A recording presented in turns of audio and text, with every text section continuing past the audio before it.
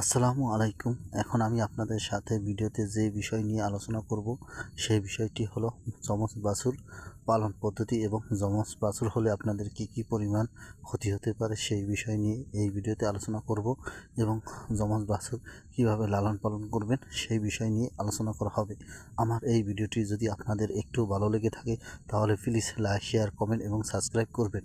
আপনাদের কোনো বিষয় যদি জানার ইচ্ছে থাকে তাহলে আমাকে কমেন্ট করবেন, আমি সেই বিষয়ে নতুন ভিডিও তৈরি করে আপনাদের জানিয়ে দেব। আপনার খামারে যদি কোনো গরুর যমজ বাচ্চা হয়ে থাকে তখন আপনারা কি করবেন দেখেন। ভিডিওতে যে গরুটি দেখানো হয়েছে এই গরুটির যমজ দুটি বাচ্চা হয়েছে। এখন গরুটি দেখেন কিভাবে শুকিয়ে গেছে, কিন্তু খামারি ভাই এই গরুটিকে গর্ভাবস্থায় কোনো প্রকার ক্যালসিয়াম খাওয়ায়নি এবং গরুর ডেলিভারির পরও কোনো প্রকার ক্যালসিয়াম বা ভিটামিন খাওয়ানো হয়নি, শুধু কাঁচা ঘাসে ফারে আছে। এবং আজকে প্রায় 2 বছর যাবত এই গরুটিকে কোনো কৃমির ওষুধ খাওয়ানো হয় না, এ কারণে গরুটি আরও বেশি শুকিয়ে গিয়েছে। দেখেন এই গরুটির যে পরিমাণ দুধ হচ্ছে তাতে একটা বাচ্চায় খেয়ে বাঁচতে পারতেছে না। এর মধ্যে আরও দুটি গরু বাচ্চা হয়েছে। এখন আরও তো গরুর খামারি বাড়ির অনেক সমস্যা হয়েছে, কিন্তু খামারি বাড়ির আরও দুটো গরু ডেলিভারি হয়েছিল এবং সে তার বাচ্চাগুলো বিক্রি করে দিয়েছে বড় হয়ে যাওয়ার কারণে। সেই গরু থেকে দুধ খাইয়ে এই বাচ্চা দুটিকে বাঁচিয়ে রেখেছে। যখন আপনাদের গাভীর যদি দুটি বাচ্চা হয় যমজ, তাহলে একটি বাচ্চা গাভীন হয়, অনেক ক্ষেত্রে দেখা যায় আরেকটি বাচ্চা হয় না।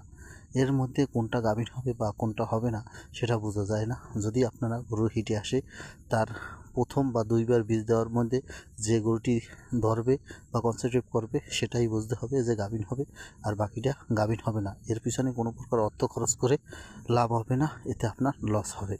এবং আপনার দুটি বাচ্চা যদি হয়ে থাকে তাহলে একে সবসময় খাবার বেশি দিতে হয় এবং এর যত্ন বেশি নিতে হয়, না হলে আপনার বাচ্চা বাঁচিয়ে রাখতে খুবই কষ্ট হয়। এই খামারি ভাই দেখেন বাচ্চা দুটি কীভাবে শুকিয়ে গেছে।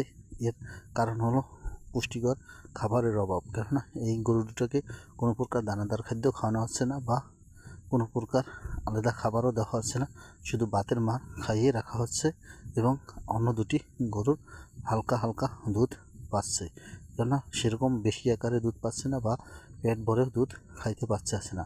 এই কারণে বাচ্চা দুটি এরকম অনেক শুকিয়ে গিয়েছে বা এরকম আছে।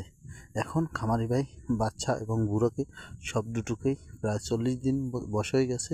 এখন কৃমির ওষুধ খাওয়াবে এবং ভিটামিন দিবে। তারপর দেখা যাক বাচ্চা দুটি কীরকম হয়। তারপর অন্য একটি ভিডিওতে আপনাদের এই বাচ্চা দুটি দেখাতে যাবে। আপনারা যদি এই বাচ্চা দুটি দেখতে চান তাহলে আপনারা গুয়ারাখাই ইউনিয়নে পিরোজপুর জেলার নেছারাবাদ উপজেলায় এই গুয়ারাখাই ইউনিয়নে 3 গ্রামে এই গরুর বাচ্চা দুটি দেখতে পারবেন। খামারি ভাইকে সাথে আপনি যোগাযোগ করে এর সততা বা এই বাচ্চা দুটি কীভাবে পালন করেছে সেটা আপনি জেনে নিতে পারেন। খামারি ভাইকে ভিডিওতে দেখিয়ে দেওয়া হবে। দেখেন এই খামারি ভাই যে তার খামারে এই গরুর বাচ্চা দুটি হয়েছে।